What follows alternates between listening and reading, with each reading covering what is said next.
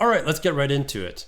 My name is Philip, and I'm going to be talking about AME, which stands for Aircraft Maintenance Engineer. I'm going to be talking about why are AMEs required, and what type of ratings and classifications do an AME, what do they hold? So, I've been an engineer for around 7 years now, and I've been working in the helicopter industry, which means that although I do have some experience in the helicopter industry, I don't have a tremendous amount of experience in, say, the large airline industry or the general aviation industry. Now, after talking with a few fellow engineers, we realized there's not a lot for online content or information about the engineering side of aviation, specifically in Canada. So I decided, hey, let's start a channel and try to find ways to connect with you to explore the potential interest in aviation. That could be from, say, general interest in helicopters or jets, or specific tasks that AMEs do, maybe why they do it, or what opportunities an aircraft maintenance engineer has in aviation. I also thought about potentially we could go down the road of, why do accidents occur? How do they occur? And what is the future in aviation? Where is it going to go? So let's start off first with why AMEs are required in aviation. Now, if you think about, say, a dishwasher, why don't we need an engineer to work on a dishwasher? Well, the ultimate, I would say, reason would be dishwashers generally don't end up in potential loss of human life. If a motor fails in a dishwasher, I would say probably the highest risk might be a fire hazard. And yet again, I would say, considering we have fairly good fire deterrent technology, we don't really consider that a tremendously big risk. So we don't usually have engineers go and work on a dishwasher. However, in aviation, if we have a failure, that can become a catastrophic failure, especially if there's a fire in an aircraft. That can be quite catastrophic. And because of that, you need professional people who are trained and who have the knowledge to be able to work on these types of systems. So usually we have to have a regulatory body, i.e. Transport Canada. They have to approve of the people that work on these systems. And usually AMEs are well trained and they have a lot of schooling. They have to pass a certain GPA record and they have to understand the pressures that they might deal with. AMEs, they have to have skills to perform complex tasks, and they have to work in stressful environments, both ranging from the environment such as snow or rain or cold or wind. They can also range to, say, upper management, making certain specifications that they need a task done at a certain time. Sleep deprivation, a lot of these things. There's such thing as called the dirty dozen in our industry, which is, I think, applied to other industries as well. But there's a reason why we have the dirty dozen, which we can go into a different video. And that's because of the stresses that are in the aviation industry as an engineer. There's very specific tasks that have to be carried out with the manufacturer's instructions as that requirement. Aviation professional engineers design aircraft with the idea that things may fail in flight. And so what they do is they build redundant systems for that. Here's an example. So let's say a 747, which will have 4 engines, usually have 2 engines on each side of the wing. If one of our engines decides to go, well, now we only have 3 engines, but we have a redundant system because we actually have 3 engines. If we only had 1 engine, we don't have a redundant engine system. So if we have 3 engines and another engine decides to go, now we have 2 engines. And on a 747, as far as I'm familiar with, they would be able to land at the nearest airport without a tremendous amount of potential safety or a lack of safety because of that. So these redundant systems absolutely help with that. So we also have professional engineers who design the aircraft that help both the AMEs as well as the pilots in the overarching plan of keeping aircraft safe, which is the ultimate goal for AMEs, for pilots, for Transport Canada, is we want to make sure that people go from A to B in hopefully the most relaxed fashion, but also in the safest fashion that we can provide in the 21st century, basically.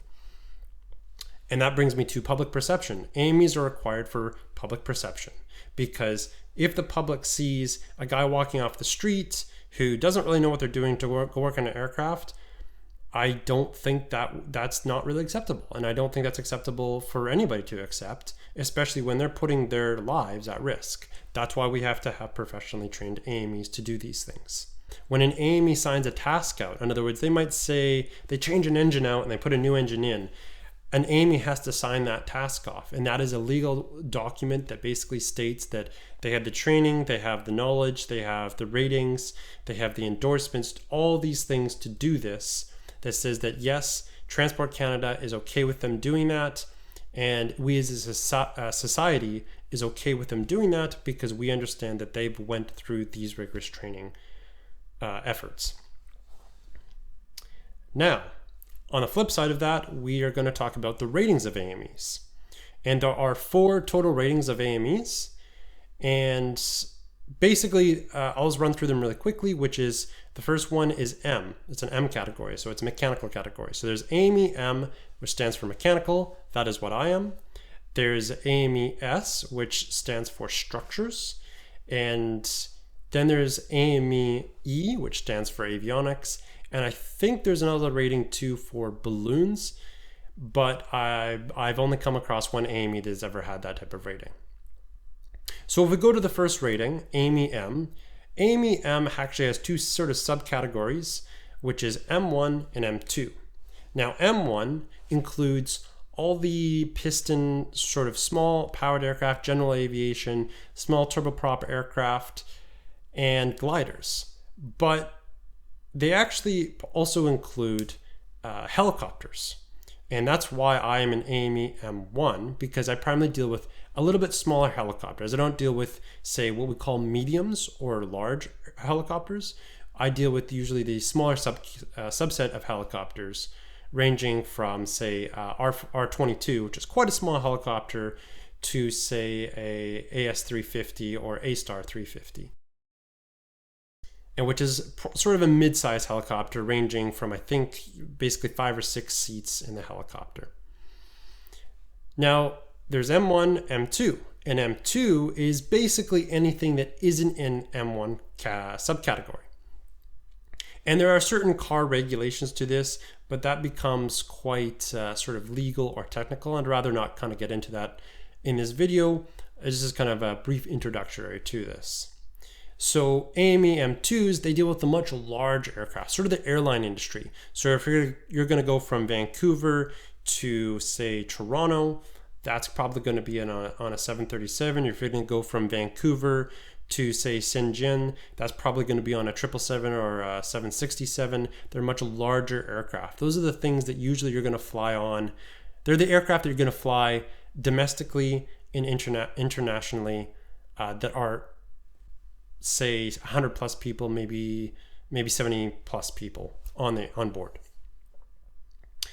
Now, AME S, which is structures, these are the guys that deal with the structure of the aircraft. So they usually deal with what you can actually see on the very outside of the aircraft.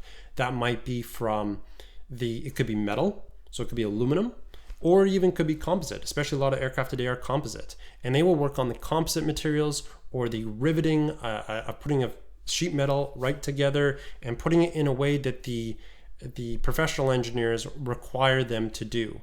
So they have to go through a lot of rigorous training and make sure that everything is done in accordance with the manufacturer's requirements to build the structure of the aircraft or to repair the structure of the aircraft. Now, the next rating is AME E, and these are avionics engineers. And these guys, they usually do, say, the aircraft electronic systems. That could be from flight computers, autopilot, navigation. For my field in particular, a lot of the avionics guys, they'll come out, they'll do a calibration on all my instrumentation. That could range from airspeed indicators. So in other words, we're trying to determine how fast we're going. That could be altimeters to determine how high we are. and encoders, so basically telling the other aircraft where we are or what height we're at.